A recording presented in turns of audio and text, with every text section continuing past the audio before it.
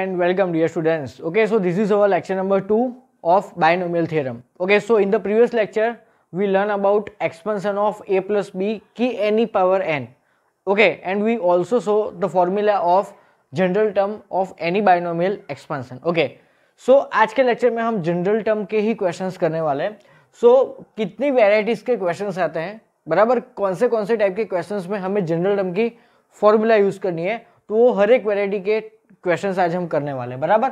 So our first question is क्या बोलता है यहाँ पे क्वेश्चन में कि find the term which is independent of x in the expansion of this. तो सबसे पहले मुझे बताओ कि यहाँ पे अपने को दो टर्म्स गिवन है और उसकी 10 पावर गिवन है. ओके, तो इसका जो भी कोई एक्सपेंशन होगा उसमें टोटल कितने टर्म्स हो गए 11, बिकॉज आवर पावर इज 10.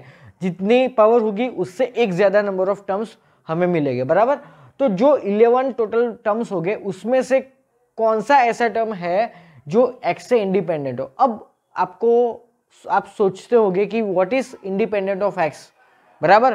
तो मैं आपको एक चीज समझाता हूँ. मान लो कि मैं आपको एक क्वेश्चन पूछता हूँ कि x plus 1/x whole square, बराबर, उसमें आप x से इंडिपेंडेंट टर्म फाइंड करो. तो सबसे पहले आप इसको एक्सपेंड करोगे तो इसका एक्सपेंशन क्या होगा, तो x square plus 2 plus 1/x square. Okay, बराबर. अब चेक करो इन तीन टर्म्स में से कौन सा टर्म इंडिपेंडेंट ऑफ x है. तो इंडिपेंडेंट ऑफ x होने का मतलब क्या है, तो जो टर्म जिसमें x हो ही नहीं, which is free from x, that term is known as x. बराबर, मतलब कि हमारा कांस्टेंट टर्म. ओके, देखो यहाँ पे x है, यहाँ पे x है, लेकिन यहाँ पे x नहीं है.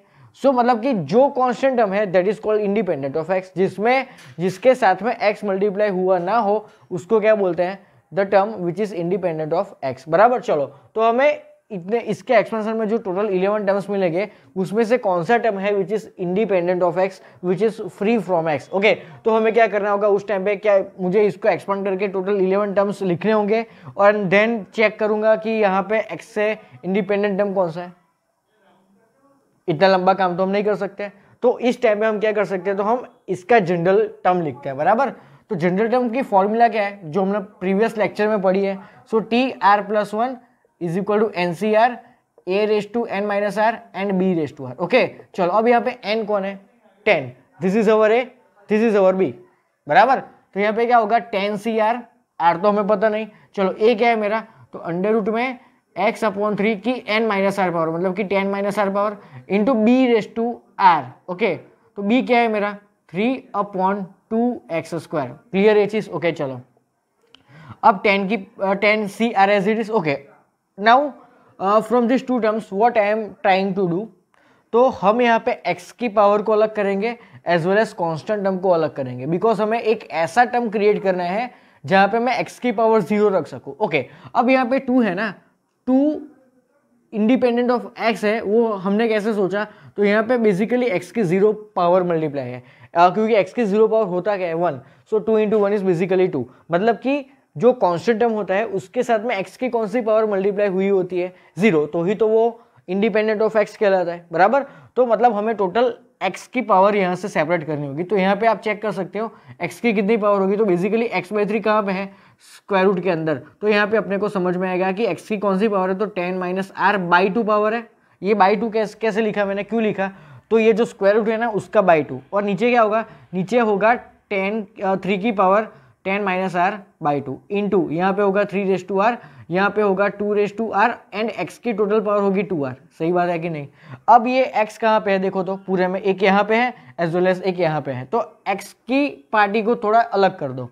तो यहाँ पे क्या हो जाएगा 10 CR, बराबर, यहाँ पे हो जाएगा 10 CR. ओके, चलो अब क्या होगा यहाँ पे, तो x की टोटल कितनी पावर मिलेगी मुझे, तो x की 10 minus r by 2, 10 minus r by 2. Okay, और डिवाइड बाय क्या है x की 2r पावर, उसको ऊपर ले जाएंगे तो ऐसे -2r होगा इंटू, अब कांस्टेंट टर्म यहाँ पे क्या है 3 रेस टू आर. अब ये भी 3 की पावर है तो इसको भी मैं इससे माइनस कर सकता हूँ, तो क्या हो जाएगा 10 माइनस आर अपॉन 2. क्लियर ये चीज. ओके, अब मुझे क्या क्रिएट करना है, तो ध्यान से देखो, मतलब कि मुझे क्या चाहिए, x की पावर 0 चाहिए, तो ये जो पावर है ना उसके इक्वल टू में मैं क्या लिखूँ 0. बराबर. ओके, तो यहाँ पे क्या हो जाएगा, तो 10 minus r upon 2 minus 2r is equal to 0. अब यहाँ से मुझे क्या मिलेगा, r की वैल्यू. बराबर. सो 2 को ऐसे क्रॉस मल्टीप्लाई करो, तो 10 minus r -4r is equal to 0। तो ये क्या होगा, -5r वो जाएगा राइट हैंड साइड में, so I get 5r is equal to 10, so r is equal to 2। So मुझे मिला r की वैल्यू 2। Clear, okay. अब ये जो r की वैल्यू है ना, अगर मैं इसको इस पूरे एक्सप्रेशन में जहां जहां पे भी r दिख रहा है वहां पे मैं r की वैल्यू 2 रखूं तो ये क्या हो जाएगा 0, क्योंकि मैंने तो इसी को ही इक्वल टू 0 करके r की वैल्यू फाइंड की थी। तो यही r की वैल्यू अगर मैं यहाँ पे रखता हूँ तो क्या क्रिएट होगा, x की 0 पावर। ओके, बट हमें चाहिए क्या, तो x की 0 पावर का ही हमें कोएफिशिएंट चाहिए। तो क्या बचा, मतलब कि 10c2 बराबर r की जगह पे मुझे रखना है 2। देन यहाँ पे क्या हो जाएगा 3 माइनस, अब ये क्या हो जाएगा, अगर मैं r की जगह पे 2 रखता हूँ तो 10 माइनस 2 इज 8, 8/2 इज बेसिकली 4। तो ये क्या हो जाएगा 2 माइनस 4, 2 माइनस 4 क्या हो जाएगा -2, तो 3 की पावर -2। सो 10c2 को कैसे फाइंड करेंगे, ऐसे फाइंड करेंगे और ये बेसिकली 1/9 होगा। सो 9 9 कैंसिल, 2 5 आ, सो 5 आया अपना फाइनल आंसर। तो अपना आंसर हो जाएगा नन, बराबर। फिर से एक बार चेक कर लेते हैं। एक सेकंड, यहाँ पे मेरी गलती है, यहाँ पे 2r रह गया मल्टीप्लाई करने को, बराबर। तो यहाँ पे नीचे भी 2r आएगा ना, इंटू क्या होगा 2r, मतलब कि 2 का स्क्वायर विच इज 4। तो यहाँ पे 5/4 that will be our final answer, बराबर।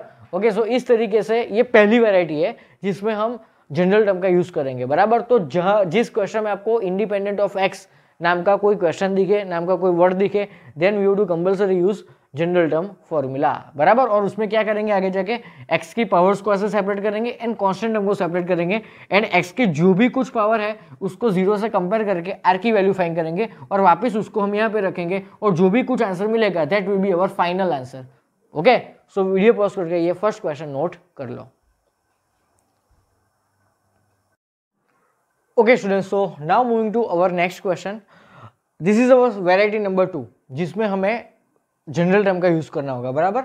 तो जब भी आपको ऐसा टाइप का क्वेश्चन पूछे जहां पे आपको find the coefficient of any x की power in the expansion of this, मतलब आपको किसी भी एक्सपेंशन में x की कोई भी पावर का कोएफिशिएंट पूछे, then we have to compulsory use general term. तो फर्स्ट वेराइटी कौन सी थी हमारी, जब भी आपको इंडिपेंडेंट टर्म ऑफ x पूछे देन हमें यूज करना है। And second variety is coefficient of x की एनी पावर, बराबर।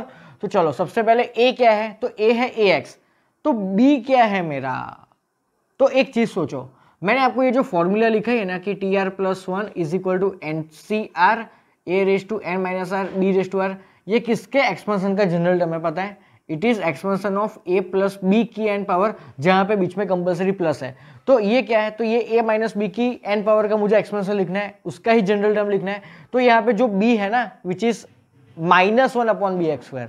ओके, सो b आपको किसको कंसीडर करना होगा, with minus sign 1/bx²। Okay, चलो अब n क्या है मेरा 11, सो 11cr, a क्या है तो ax की power 11 - r and b is what -1/bx²। Okay, और इसकी है r power. Okay, like previous question, अब हमें यहाँ पे क्या करना होगा, तो x की पावर्स को अलग करो एंड रिमेनिंग कांस्टेंट टर्म्स को अलग करो। तो यहाँ पे a and b both are treated as constant.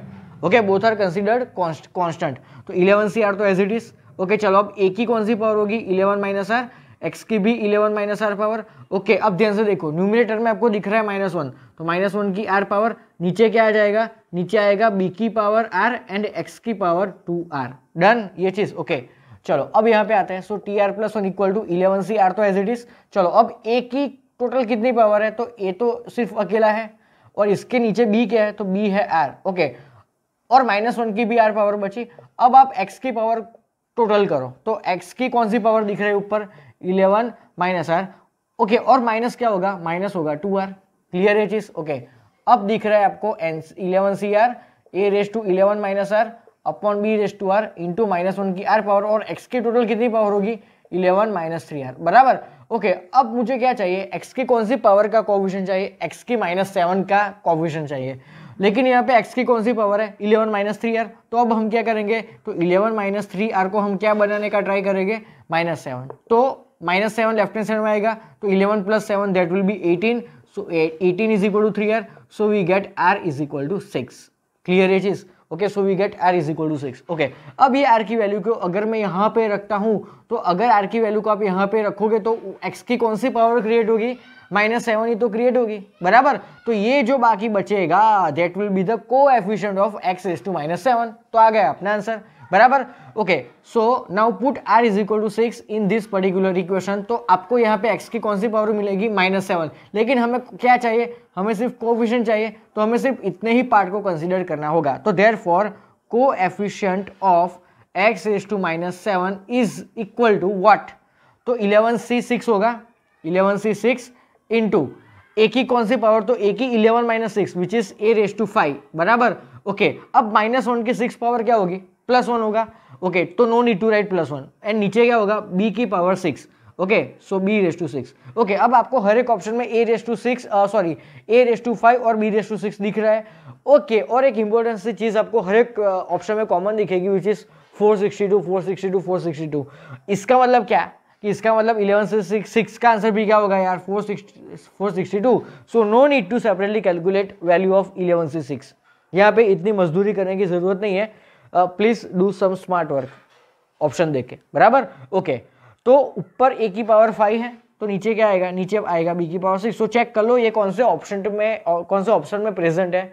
So it is basically present in option number B. So option number B आएगा अपना फाइनल आंसर, है एकदम मस्त क्वेश्चन। ओके, सो दो तरह की वैरायटी हमने देखी जिसमें हम यूज करते हैं जनरल टर्म की फॉर्मूला। लेकिन यहाँ पे एक चीज आपको ये मतलब कि कंसीडर करना होगा कि जब भी आपको दोनों टर्म्स के बीच में माइनस मिले तो जो बी वाला टर्म है ना उसको माइनस साइन के साथ में ही कंसीडर कर लो। Clear? Okay, so pause the video and note it down. So now moving to our next question. चलो, ये एकदम जबरदस्त क्वेश्चन है, मस्त है। क्या गिवन है यहाँ पे कि if in the expansion of 1 + x की 2n power, if coefficients of second, third and fourth terms are in AP, then what is value of 2n² - 9n + 7? Okay, तो हमें एक टर्म गिवन है 1 + x के 2n पावर, इसका जो भी कोई एक्सपेंशन होगा उसमें हमारे जो सेकंड, थर्ड टर्म के जो कोएफिशिएंट है वो AP में है। तो वो इंफॉर्मेशन का यूज करके हमें इसकी वैल्यू फाइंड करनी है। तो सबसे पहले हमें क्या करना होगा, तो इसके एक्सपेंशन में second, third and fourth term के हमें कोएफिशिएंट निकालना होगा, बराबर। ओके, और उसको एपी में रख के हमें एन की वैल्यू फाइंड करनी होगी एंड उस एन की वैल्यू को हमें यहाँ पे रख के हमारा फाइनल आंसर लाना पड़ेगा, बराबर। तो चलो, हमारे पास किसका एक्सपेंशन गिवन है, 1 + x की 2n पावर। ओके, अब हमें कौन सा टर्म चाहिए, सेकंड, थर्ड एंड फोर्थ।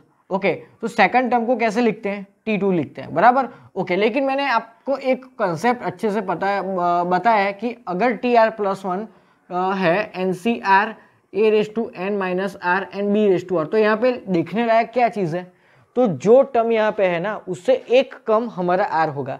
अब t के नीचे जो भी कोई नंबर लिखते हो ना उससे एक नंबर n के नीचे आता है, मतलब r के प्लेस में आता है, और इन दोनों का डिफरेंस a के पावर में जाता है, और ये जो नंबर होगा ना that will be go in the power of b, बराबर। ओके, चलो, तो हमें अगर यहाँ पे T2 लिखना है तो r क्या होगा मेरा, उससे एक कम मतलब कि 1, तो यहाँ पे क्या हो जाएगा n, लेकिन n क्या है मेरा 2n, so 2nc1। Okay, a क्या है मेरा 1, तो 1 की पावर में इन दोनों का डिफरेंस जाएगा।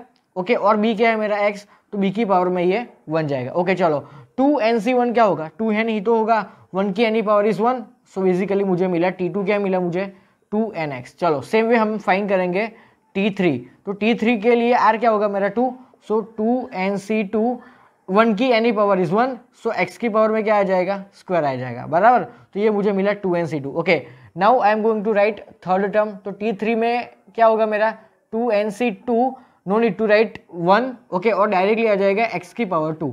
ओके, सो मुझे मिला T3।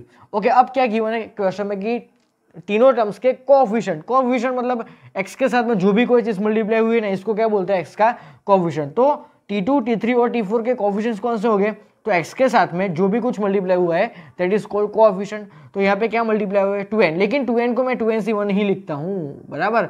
ओके, चलो, अब इसका कोएफिशिएंट क्या है 2nc2, so 2nc2। Okay, and इसका कोएफिशिएंट क्या है देखो तो 2nc, एक सेकंड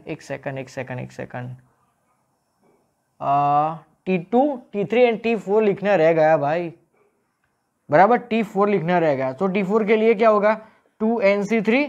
ओके, और x की पावर 3, तो इसका कोएफिशिएंट क्या है 2nc3। अब ये तीनों टर्म्स कैसे हैं AP में। ओके, चलो, अब according to our standard 10th हमें एक चीज अच्छे से मालूम है कि इफ तीन terms A B C are in A P then 2b is equal to A plus C होता है, बराबर। तो यहाँ पे बीच वाले का डबल मतलब कि 2 times 2nc2 is equal to A plus C, मतलब कि 2nc1 प्लस 2nc3। अब इसको सॉल्व करके मुझे n की वैल्यू लानी। ओके स्टूडेंट्स, तो अब देखो ध्यान से, अब इसको थोड़ा सॉर्ट आउट करते हैं। ओके तो ये 2 एज इट इज। सब 2nc2 को मैं कैसे लिखूं, तो 2n into 2n minus 1 upon 2 factorial which is 2, बराबर। एनसीआर का जो फास्ट कैलकुलेशन सीखा था ना, उससे ही मैंने ये लिखा। Okay now 2nc1 is basically 2n। चलो अब इसको कैसे लिखूं, तो ऊपर 3 नंबर्स का मल्टीप्लीकेशन होगा, तो यहाँ पे आएगा 2n माइनस 2 और नीचे आएगा 3 फैक्टोरियल विच इज 6। क्लियर है चीज। ओके अब आपको 1 2 3 तीनों टर्म में एक चीज कॉमन दिख रही है विच इज 2n। सो 2n 2n and 2n gets cancel, बराबर। ये सेम वे यहाँ से 2n 2 गेट्स कैंसल। ओके अब एक मस्त चीज आपको दिखाता हूँ, ये 2n माइनस 2। तो 2n माइनस 2 में से क्या कॉमन निकलेगा, 2। तो वो 2 और ये 6 वो बन जाएगा 3। ओके और यहाँ से अगर मैं 2 कॉमन निकालता हूँ तो अंदर क्या बचेगा, n माइनस 1। तो इतनी सी चीज बची। ओके अब ये जो 3 है ना, इसको यहाँ पे बेसिकली 2n कैंसिल हो गया तो बचा क्या, 1। तो ये 3 को ये 1 के साथ में एज वेल एज ये 2n माइनस 1 साथ में भी मल्टीप्लाई करो, तो ये हो जाएगा 6n minus 3 is equal to 3 plus, अब ये दोनों ब्रैकेट्स को आप मल्टीप्लाई कर सकते हो, तो 2n square minus 2n minus n that is minus 3n and यहाँ पे हो जाएगा प्लस 1। ओके तो अब यहाँ पे रखो 2n स्क्वायर बराबर, then minus 3n minus 6n is minus 9n and 3 plus 1 4 plus 3 that is 7 and that is equal to 0। अब यार अपने को यही चीज तो मांगी थी क्वेश्चन में कि 2n square minus 9n plus 7 की वैल्यू क्या है, that is 0। Okay so option number B is our final answer. है simple question. Okay so video pause करके ये क्वेश्चन नोट कर लो। Okay students, so now moving to our next question. ये अपनी 3rd नंबर की वैरायटी है जिसमें we are going to use general term वाली फॉर्मूला, बराबर। तो यहाँ पे पूछा क्या है कि find the sum of all integral terms in the expansion of this, बराबर। तो फर्स्ट वैरायटी में क्या था, आपको इंडिपेंडेंट ऑफ एक्स टर्म मिला था, बराबर। सेकंड वैरायटी क्या थी, जिसमें आपको एक्स की कोई भी पावर का अगर कोएफिशिएंट चाहिए then we have to use general term. Okay and third variety is जब भी आपको इंटीग्रल टर्म चाहिए। ओके चलो इंटीग्रल टर्म क्या होता है वो मैं आपको थोड़ी देर के बाद बताता हूँ, लेकिन फर्स्ट ऑफ ऑल यूज अपने जनरल टर्म वाली फॉर्मूला, बराबर। चलो तो इसका जनरल टर्म क्या कैसे लिखेंगे, तो using this formula NCR a raised to n minus r and b raised to r। चलो what is n, 15। so 15 CR a is what, तो 3 raised to 1 upon 5 और उसकी n minus r power which is 15 minus r and b क्या है मेरा 2 raised to 1 by 3 उसकी भी r power which is 15। Clear ये चीज, बराबर। चलो अब ये 15 CR as it is। अब 3 की ओवरऑल कौन सी पावर होगी, तो 15 minus r by 5 that is 3 minus r by 5, सही बात है, इनटू अब 2 की कौन सी पावर है, तो 5 पावर होगी, 15 बाई 3 क्या होगा 5, बराबर। ओके एक सेकंड यहाँ पे यार एक्चुअली r आएगा ना, बराबर। तो यहाँ पे होगा r बाई 3, 2 की पावर r बाई 3। फिर से देखते हैं ये अपनी एनसीआर वाली फॉर्मूला जनरल टर्म वाली, उसमें n की वैल्यू 15 रखी, तो a क्या था मेरा 3:1/5 और b क्या था मेरा 2:1/3 और उसकी क्या कौन सी पावर होगी, तो जो r होता है वही आता है, बराबर। ओके चलो अब मैंने इसको लिख लिया। Okay now what do you mean by integral term. Okay तो ये पूरा टर्म कैसा होना चाहिए मेरा इंटीग्रल। चलो उसमें टोटल 3 टर्म्स है, बराबर। तो फर्स्ट टर्म कौन सा है मेरा 15 CR। तो अब r क्या होता है बेसिकली होल नंबर, 15 भी कैसा है हमारा एक होल नंबर है, बराबर। तो अगर आप 15 CR फाइंड करते हो तो उसका आंसर ऑलवेज कैसा होता है, कोई ना कोई पॉजिटिव इंटीजर ही होता है, यस। तो ये भी एक कैसा टर्म है इंटीग्रल टर्म, सही बात है। ओके अब बाकी बचे ये दोनों टर्म। तो अगर ये जो 3 है ना 3 उसकी अगर कोई इंटीजर पावर आ जाए तो ये ओवरऑल क्या बन जाएगा, इंटीजर ही बनेगा। ओके सेम वे अगर ये जो r/3 है ना r/3 खुद अगर कोई एक इंटीजर बन जाए तो ये 2 की कोई भी इंटीजर पावर ओवरऑल क्या हो जाएगी, इंटीजर ही हो जाएगी। मतलब ये भी इंटीजर, ये भी integer, this is also an integer. तो ये पूरा टर्म कैसा कहलाएगा, इंटीग्रल टर्म ही कहलाएगा। मतलब कि मुझे 3 की पावर को इंटीग्रल बनाना होगा एज वेल एज 2 की पावर को भी इंटीग्रल बनाना होगा। क्यों? क्योंकि ये तो खुद एक इंटीजर है ना 15 CR, because 15 is also a integer, R is also an integer. तो 15 CR खुद कैसा होगा? इंटीग्रल, मतलब ये सही है। अब बारी किसकी है? इन दोनों को इंटीग्रल बनाने की। तो इसको इंटीग्रल कैसे बनाएंगे? तो उसकी पावर को इंटीग्रल बनाएंगे। इट मीन्स मुझे 3 माइनस आर बाई 5 को as well as R by 3 को मुझे इंटीग्रल बनाना होगा। ओके चलो, अब मैंने आपको प्रीवियस लेक्चर में एनसीआर के बारे में क्या बताया था कि ये जो आर की वैल्यू है ना वो 0 से स्टार्ट करके एंड कहाँ तक होती है? एन तक ही होती है। तो मैंने आपको ये चीज बताई थी ना कि 0 is less than equal to R, less than equal to N. लेकिन इस पर्टिकुलर केस में मेरा एन क्या है? 15। तो आर की जो वैल्यू आप चूज करोगे यहाँ पे, बराबर, इस पूरे को इंटीग्रल बनाने के लिए आप क्या करोगे? आर की डिफरेंट वैल्यूज रखोगे, बराबर, और चेक करोगे कि क्या इस पर्टिकुलर वैल्यू रखने पर मुझे ओवरऑल टर्म इंटीग्रल मिल रहा है कि नहीं। तो वो आर की वैल्यू आपको 0 से स्टार्ट करके 15 तक ही लेनी है। चलो पहले इसकी बारी में बात करते हैं। तो अगर मैं आर की जगह पे 0 लेता हूं तो 0/3 is what? 0, and 0 is also an integer, so R is equal to 0 is possible. चलो अब अगर मैं 1 लेता हूं तो क्या होगा? या सीधा लॉजिक है 1/3, मतलब कि ऊपर मुझे क्या क्रिएट करना होगा? 3 का मल्टीपल, तो ही तो वो पूरा इंटीजर बनेगा ना, सीधी बात है। Okay, so R equal to 3 is valid, R equal to 6 is also valid, R equal to 9 is also valid, 12 and 15, बराबर। इतने ही वैल्यूज को अगर मैं यहाँ पे रखता हूँ आर की जगह पे तो पूरा आंसर मेरा कैसा बनेगा? इंटीग्रल। चलो अब इसकी बारी।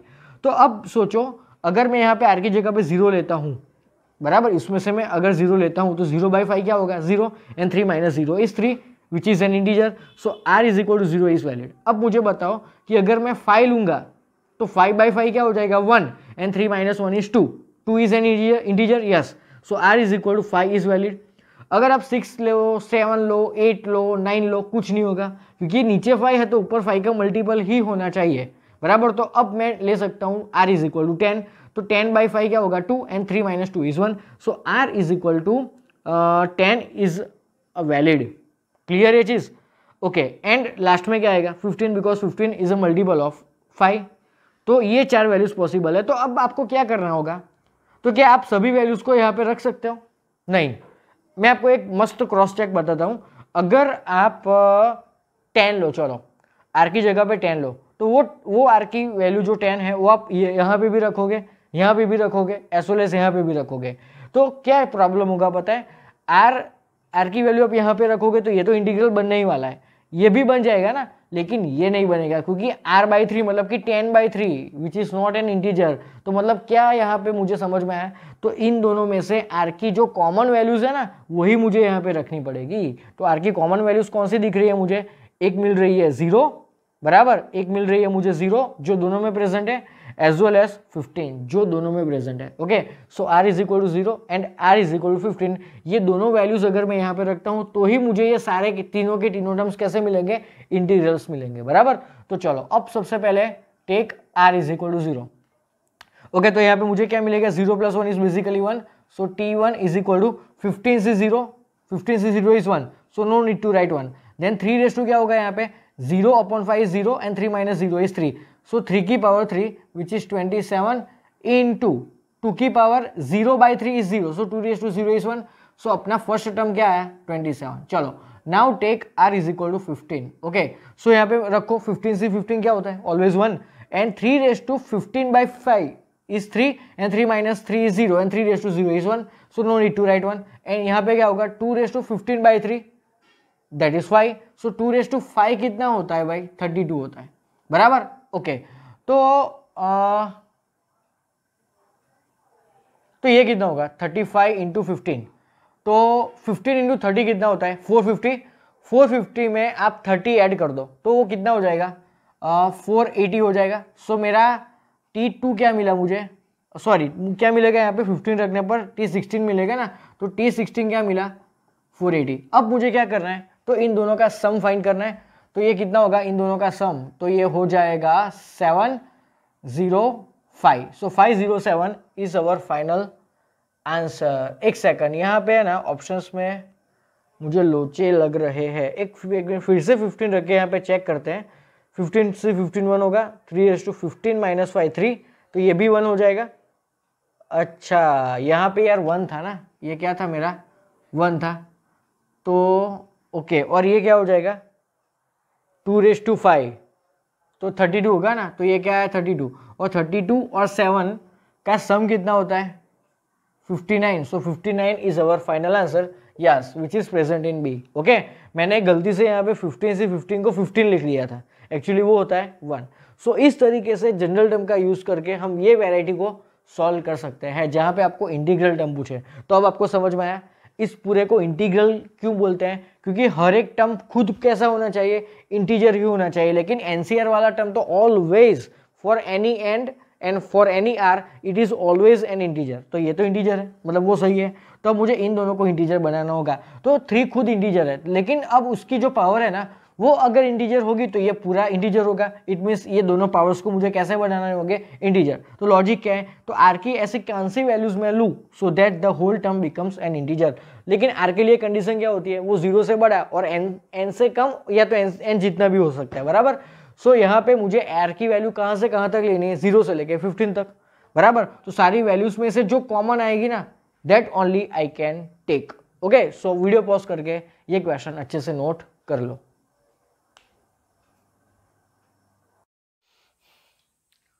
Okay students, so now moving to another next important topic, okay, जिसमें आपको किसी भी एक्सपेंशन का पीछे से कोई टर्म मांगा हो तो कैसे सॉल्व करें। मान लो कि अगर हमें स्टार्टिंग से ही 5th टर्म पूछे, स्टार्टिंग से ही 3rd टर्म पूछे, तो we can solve it using our general term वाली फॉर्मूला, बराबर। अगर आपको कोई T3 पूछता है कि आप स्टार्टिंग से ही 3rd टर्म फाइंड करें, it means we have to find T3। सो T3 में आर क्या लेंगे हम, 2 लेंगे, और एनसीआर वाली जो फॉर्मूला है कि NCR into A raise to N minus R into B raise to R formula use करके we can easily find 3rd term from the starting. लेकिन इस क्वेश्चन में आपको देखो क्या बोला है कि 5th term from the end in the expansion of this. अगर स्टार्टिंग से हमें 5th टर्म पूछा है तो we can easily find T5 using general term formula, बराबर। बट अगर पीछे से कोई पर्टिकुलर नंबर का अगर हमें कोई टर्म पूछे तो इसको कैसे सॉल्व किया जाए, तो इसकी एक शॉर्टकट है सिंपल सी, बराबर। वो शॉर्टकट मतलब शॉर्टकट समझने से पहले हमें एक टॉपिक छोटा सा समझना होगा। तो मान लो कि मेरे पास 2 टर्म्स है a प्लस बी की एन पावर, उसका एक्सपेंशन कैसे लिखना है वो हमें इजीली आता है। चलो तो सबसे पहले इसका एक्सपेंशन लिखो, तो NC0 a raise to N होगा plus NC1 into A raise to N minus 1 into B होगा plus NC2 a raise to N minus 2 into B square plus up to dash dash dash. चलो अब second last term कौन सा होगा, second last term, last नहीं उससे पहले का टर्म, तो NCn माइनस 1 होगा, बराबर। प्लस और उससे भी पहला टर्म कौन सा होगा, मतलब 3rd term from the and कौन सा होगा, तो थर्ड लास्ट टर्म कौन सा होता है हमारा NCn, उससे जस्ट पहले NCn माइनस 1 होगा, तो उससे जस्ट पहले क्या होगा NCn माइनस 2 होता है, NCn माइनस 2। तो एक ही कौन सी पावर होगी, तो इन दोनों का जो डिफरेंस होगा ना वो एक ही पावर में जाएगा, तो इन दोनों का डिफरेंस चेक करो तो क्या होगा, स्क्वायर होगा, बराबर। ओके, और बी की कौन सी पावर होगी, तो जो हमारा आर होता है ना that is power of B. ओके, चलो इसके बाद में कौन सा टर्म आएगा, तो NCn माइनस 1, ओके, और ए आएगा और यहाँ पे आएगा n माइनस 1, और लास्ट टर्म कौन सा होगा, तो NCn into B raise to N. So this is the expansion of a plus B की होल पावर n। ओके, चलो अब मैं एक काम करता हूँ, इन दोनों को इंटरचेंज करता हूँ, मतलब b के प्लेस में a एंड a के प्लेस में b रखता हूँ, तो उसका एक्सपेंशन मुझे क्या मिलता है, ओके, तो b प्लस a की n पावर। तो हमें तो अभी तक क्या समझा कि जो प्लस से पहले है दैट इज अवर a, मतलब कि अवर फर्स्ट टर्म, और प्लस के बाद में जो है ना दैट इज अवर b, मतलब कि अवर सेकंड टर्म। तो यही फॉर्मूला हमें यहाँ पे यूज करनी है, लेकिन यहाँ पे a और b इंटरचेंज हो जाएंगे, सिंपल है। ओके, तो फर्स्ट तो आएगा NC0 और b की power n plus NC1 into B की power n minus 1 into A की पावर 1 प्लस NC2 b की power n minus 2 into A square plus up to, बराबर। और यहाँ पे डायरेक्टली हम लिखते हैं, लास्ट टर्म ही लिखते हैं। चलो तो NCn इंटू क्या आएगा, ए रेस टू एन आएगा। ओके, अब मैं आपको यहाँ पे एक क्वेश्चन पूछता हूँ कि आप इस एक्सपेंशन में एंड से 3rd टर्म फाइंड करो, बराबर। ओके, आप इस पर्टिकुलर एक्सपेंशन का एंड से 3rd टर्म फाइंड करो, बराबर। सो 3rd टर्म फ्रॉम एंड, बराबर, इस एक्सपेंशन में फ्रॉम एंड, तो वो कौन सा होगा, तो सबसे लास्ट टर्म ये है, तो उससे सेकंड लास्ट ये है, तो सेकंड मतलब 3rd लास्ट कौन सा है ये, तो ये आप क्या दोगे, आप इसका आंसर दोगे। तो मतलब ये आंसर देने के लिए आपने किया क्या, तो आपने इसको एक्सपांड किया। तो क्या इस पर्टिकुलर क्वेश्चन में भी आप यही करोगे, कि आप यहाँ पे पावर 9 है तो इसके टोटल कितने टर्म्स हो गए, 10 टर्म्स हो गए ना, तो आप क्या टोटल 10 टर्म्स लिखोगे और बाद में आप ऐसे बॉक्स करके मुझे आंसर दोगे कि सर ये आंसर है हमारा 5th term from the and. ऐसा नहीं करना। तो आप यहाँ पे एक फंडा समझो, ये मैंने क्या लिखा, a प्लस बी की n पावर का एक्सपेंशन, और मैंने उसके नीचे क्या किया, b प्लस a की n पावर का एक्सपेंशन। ओके, अब मैंने आपको इस पर्टिकुलर एक्सपेंशन में क्या पूछा था कि आप मुझे एंड से थर्ड टर्म बताओ, तो आपने बताया। ओके, अब मैं आपको इसमें एक क्वेश्चन पूछता हूं, आप यहाँ पे स्टार्टिंग से थर्ड टर्म मुझे बताओ, बराबर। ओके, स्टार्टिंग से थर्ड टर्म, तो वो कौन सा होगा, बॉक्स करके दिखाओ, तो ये वाला होगा। तो आप एक चीज मार्क करो, ये बॉक्स और ये बॉक्स में a की पावर और b की पावर सेम है, हाँ है ना।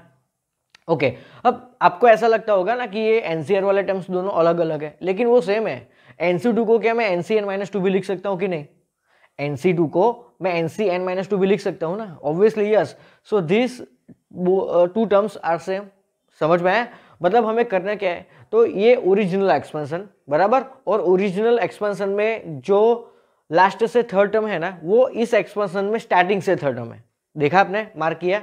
ओके, अब एक काम करो, इस पर्टिकुलर एक्सपेंशन में सेकंड लास्ट टर्म कौन सा है, ये है। ओके, तो इस पर्टिकुलर एक्सपेंशन में स्टार्टिंग से सेकंड टर्म ये है, तो आप चेक करो क्या ये एंड ये दोनों सेम है, एग्जैक्टली सेम है। क्यों, क्योंकि NC1 को मैं NCn-1 भी लिख सकता हूँ। मतलब कि हमें करना क्या होगा, तो अगर किसी भी एक्सपेंशन में अगर हमें कोई एंड से कोई पर्टिकुलर नंबर का टर्म पूछा है, तो हमें क्या करना होगा, तो यहाँ पे जो a और b है उनको इंटरचेंज करना होगा, और जो हमें एक्सपेंशन मिला उसमें स्टार्टिंग से वही टर्म हमें फाइंड करना पड़ेगा, बस। This is the simplest logic. Okay, चलो, मतलब कि इस एक्सपेंशन में आपको अगर कोई स्टार्टिंग से थर्ड टर्म पूछे तो क्या आप जनरल टर्म यूज नहीं करोगे, ऑब्वियसली यस। सो आप यहाँ पे क्या फाइंड करोगे, T3, बराबर, T3 फाइंड करोगे, तो T3 के लिए R क्या होता है, उससे एक कम, मतलब कि 2। सो यहाँ पे होगा NC2 a⁻n-2, मतलब a क्या है मेरा, b, तो b⁻n-2 एंड a⁻2। तो using this formula you can easily find third term from starting, मतलब कि लास्ट सेकंड से last term of this expansion, बराबर, सिंपल चीज है।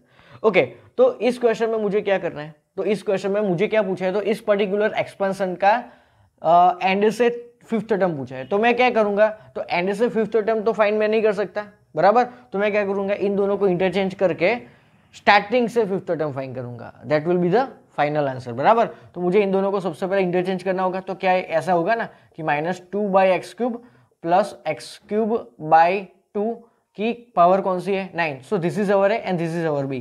Okay, with minus sign 2/x³ is our a and with plus sign x³/2 is our b and power is what, n, बराबर। So n is equal to 9। चलो, तो मतलब कि इस particular expansion का हमें कौन सा टर्म फाइंड करना है, फिफ्थ टर्म। सो इसको मैं लिखूंगा T5, तो T5 है तो R कितना होगा मेरा 4। सो n क्या है मेरा 9, सो 9C4 a⁻, इन दोनों का डिफरेंस 5, और b की पावर में क्या जाएगा, b की पावर में R जाएगा, बराबर। चलो, a क्या है मेरा -2/x³, ओके, एंड b क्या है मेरा x³/2, बस। तो इसको सॉल्व कर दो, अपने को आंसर मिल जाएगा। सो 9C4 को कैसे लिखे, सो that will B 9 × 8 × 7 × 6 divide by 4 × 3 × 2। Okay, चलो, अब -2 की 5 पावर कितनी होती है, तो उसको ऐसे ही रखो, -2 की 5 पावर अपॉन ये x⁻15 होगा इंटू, अब ये होगा x⁻12 और ये होगा 2⁻4। डन, ये चीज, बराबर। मतलब कि मेरा आंसर है ना जो माइनस वाला है वो एक ही है, लेकिन फिर भी नन के लिए भी हमें चेक करना होगा, सॉल्व करना होगा। तो आप ध्यान से देखो, यहाँ पे 4 2 8, बराबर, ओके, देन 3 2 6। अब आप चेक करो, ये 2⁻4 एंड 2⁻5 में से एक ही 2 बचेगा अगर मैं कैंसिल करता हूं तो, यस, ओके ओके, और नीचे क्या बचेगा, x³ बचेगा ना, बराबर, तो मुझे आंसर मिल रहा है। ओके, तो यहां से एक 2 बचा, यहां से एक 2 बचा, यहां से 7 और 9 बचा। ओके, तो ये बेसिकली कितना होगा, 63 × 2 2 4, और आगे आएगा माइनस साइन और नीचे आएगा x की ओवरऑल 3 पावर। ओके, तो ये बेसिकली होगा -252/x⁻3। तो ये आया अपना फाइनल आंसर, बराबर।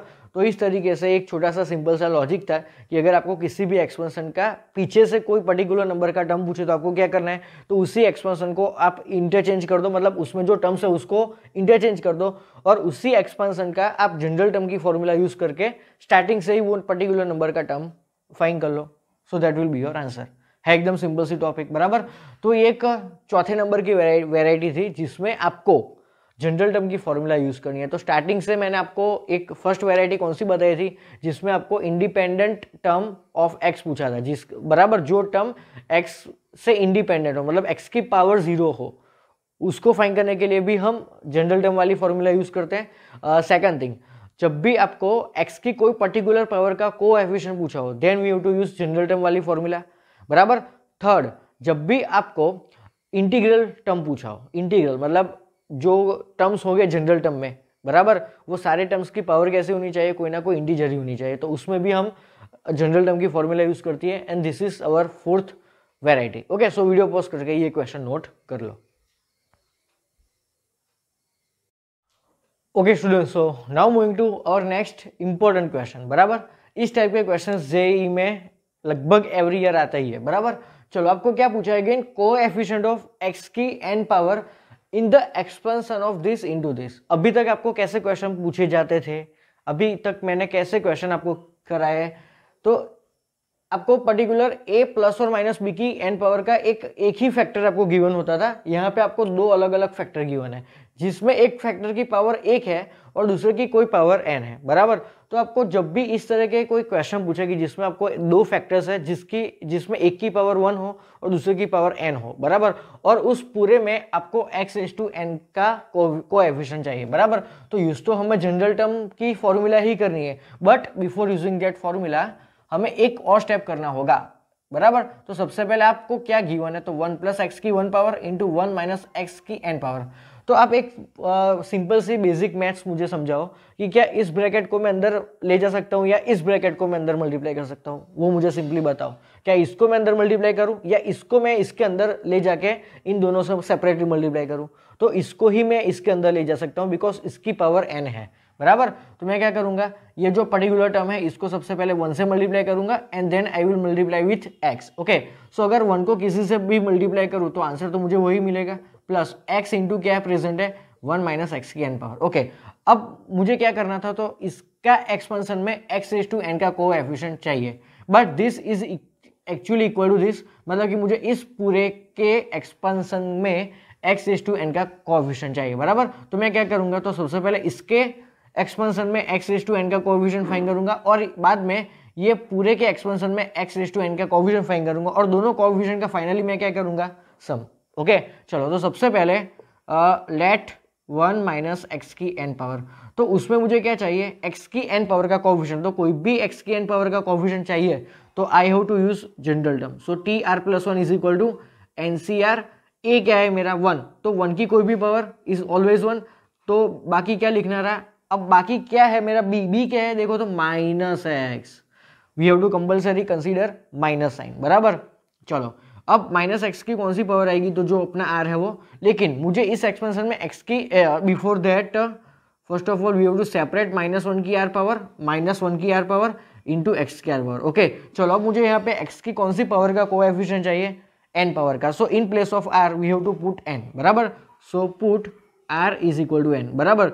सो मुझे x⁴n का कोएफिशिएंट क्या मिलेगा, तो मैं यहाँ पे लिखता हूँ कि कोएफिशिएंट ऑफ x⁴n इज, बराबर, तो ncn और -1 की n power, clear. But ncn क्या होता है 1, सो बेसिकली ये क्या बचा, -1 की n पावर, बराबर। सो इसका कोएफिशिएंट मुझे क्या मिला, -1 की n पावर। ओके, अब ये जबरदस्त चीज है, यहाँ पे भरपूर लॉजिक है। देखो, आपको क्या पूछा है, आपको करना क्या है, तो इस पर्टिकुलर एक्सपेंशन में x की n पावर का आपको कोएफिशिएंट चाहिए, बराबर। अब एक सिंपल सा लॉजिक समझो, ये पूरे के साथ में क्या मल्टीप्लाई होगा, अगर मैं इसको एक्सपेंड करता हूं, तो टोटल कितने टर्म्स होंगे, n+1 टर्म्स होंगे, बराबर। और वो n+1 टर्म्स है तो हर एक टर्म के साथ में बाद में क्या मल्टीप्लाई होने वाला है, x। तो मैं एक काम कर सकता हूं, मैं इसमें से अगर x की n-1 पावर का कोएफिशिएंट फाइंड करूं तो आगे जाके होने क्या वाला है, आगे जाके ये x सिंपली इसके साथ में मल्टीप्लाई ही तो होने वाला है, बराबर। तो आगे जाके क्या होगा, तो ये जो x है ना इसके साथ में मल्टीप्लाई होके क्या बनाएगा, तो आप चेक करो बेस सेम है तो पावर का सम होगा। तो 1 + n-1 बेसिकली क्या बनाएगा, x⁴n ही तो बनाएगा। और मुझे चाहिए था क्या, इस पूरे के एक्सपेंशन में से x⁴n का ही तो कोएफिशिएंट चाहिए था। समझ में आ रहा है? ओके, तो मैं क्या करता हूँ, इसको एज इट इज रखता हूँ और इसके एक्सपेंशन में से मैं सिर्फ x⁴n-1 का ही कोएफिशिएंट फाइंड करूंगा। बराबर। ओके, तो मुझे क्या करना है, तो देखो ये 1 - x की n पावर का तो ऑलरेडी हमने एक्सपेंशन यहाँ पे लिखा है यूजिंग जनरल टर्म। तो अब मैं क्या करता हूँ, यहाँ पे x⁴r है ना, तो r के प्लेस में सिंपली क्या रखूंगा मैं, n-1। बराबर। ओके, सो x की जगह पे मुझे रखना है n-1, तो क्या होगा nc(n-1), तो क्या होगा nc(n-1) इंटू -1 की n-1 पावर, -1 की n-1 पावर है, सिंपल। बराबर। ओके, तो ये आया अपना आंसर। बराबर। ओके, मतलब कि इसका कोएफिशिएंट ये आया। अब मुझे क्या करना है, तो दिस एंड दिस ये दोनों का मुझे करना है आखिरी सम। ओके, सो सम कैसे करते हैं, तो -1 की n power plus nc(n-1) into -1 की n-1 पावर। सही है। बराबर। क्या ये डायरेक्टली आंसर अपने को गिवन है, नहीं गिवन है। देखो यहाँ पे हर एक टर्म के बीच में माइनस है, तो मतलब कि यहाँ पे हमें कुछ ना कुछ तो कॉमन निकालना पड़ेगा। तो मैं यहाँ पे आपको एक चीज बताता हूँ, ध्यान से सुनना। ये -1 की n-1 पावर है ना, क्या इसको मैं ऐसे लिख सकता हूँ कि -1 की n पावर अपॉन -1, तो अपॉन -1 होगा वो बेसिकली प्लस माइनस माइनस हो जाएगा। सही बात है कि नहीं? अब क्या आप इन दोनों में से -1 की n पावर कॉमन निकाल सकते हो? Obviously yes. बराबर। ओके, चलो तो यहां से क्या बचेगा, 1 माइनस। ओके, अब ये जो nc(n-1) बचा ना, क्या इसको मैं ऐसे लिख सकता हूं कि nc(n-1) is basically nc1। Check करो, nc1 can be return as nc(n-1). सही बात है, तो ये बेसिकली nc1 ही है। ओके, और nc1 होता क्या है, सिंपली n होता है, तो ये n है। बराबर। और इसको तो हमने ऑलरेडी कॉमन निकाला है, तो ये आया अपना फाइनल आंसर। चेक करो कौन से ऑप्शन में ये प्रेजेंट है, तो -1 की n power into 1 - n, that is present in option number B. तो ये लॉजिक यार यहाँ पे ही था। मुझे करना क्या था, यहाँ पे इस पूरे में से x की n पावर का कोएफिशिएंट चाहिए, लेकिन इसके साथ में ऑलरेडी x प्रेजेंट है, तो मुझे करना क्या पड़ेगा, तो इसके एक्सपेंशन में आप x की n-1 पावर का कोएफिशिएंट ढूंढ लो। ओके, और आगे जाके इसके साथ में क्या मल्टीप्लाई होने वाला है, x ही तो ओवरऑल ये क्या बन जाएगा, x की n पावर का ही ये क्या है कोएफिशिएंट। बराबर। ओके, अब मुझे इन दोनों का क्या करना होगा, सम। ये था इक्वेशन 1, ये था इक्वेशन 2, एंड देन 1 + 2 करेंगे। ओके, चलो मैं आपको थोड़ा ट्विस्ट करके, थोड़ा क्वेश्चन चेंज करके पूछता हूँ। मान लो कि किसी कोई और क्वेश्चन में अगर हमें ये पूरे में से x की n-2 पावर का, सॉरी x की n+1 पावर का कोएफिशिएंट चाहिए। चलो मुझे इस पूरे में से x की n+1 पावर का कोएफिशिएंट चाहिए, तो इसके एक्सपेंशन में से मैं x की कौन सी पावर का कोएफिशिएंट फाइंड करूं, तो मुझे x की n+1 पावर का कोएफिशिएंट मिले। तो यार इसके एक्सपेंशन में से अगर मैं x की n पावर का कोएफिशिएंट फाइंड करूं, तो उसके आगे ऑलरेडी एक x तो मल्टीप्लाई हो रहा है, तो अगेन बेस सेम, तो पावर का सम करो तो आपको ऑटोमेटिकली x⁴n+1 का ही तो कोएफिशिएंट मिलेगा। मतलब इसके एक्सपेंशन में से मुझे किसका कोएफिशिएंट फाइंड करना पड़ेगा, x⁴n का। समझ में आया?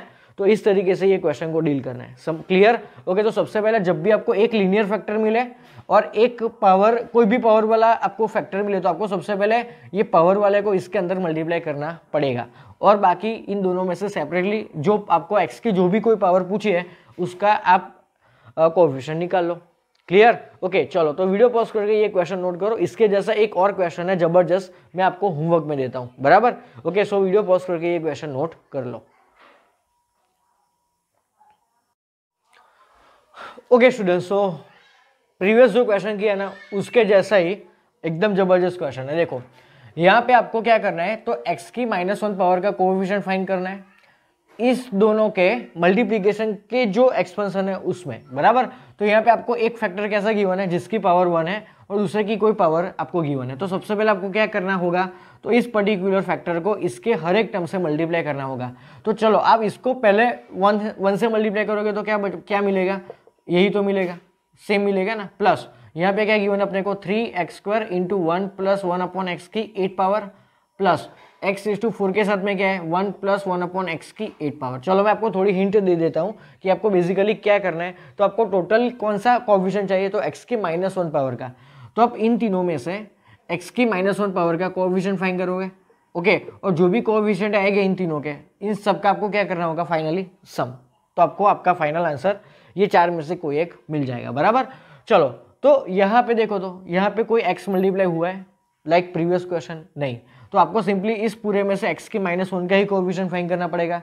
ओके चलो नेक्स्ट, ये x² है इंटू 1 + 1/x की 8 पावर। ओके अब इसके साथ में तो ऑलरेडी x² इज मल्टीप्लाइड, तो इसके एक्सपेंशन में से आपको x की -3 पावर का कोएफिशिएंट फाइंड करना होगा, सो दैट बाद में क्या होगा, तो ये x² मल्टीप्लाई होने पर आपको x की -1 का ही तो कोएफिशिएंट मिलेगा।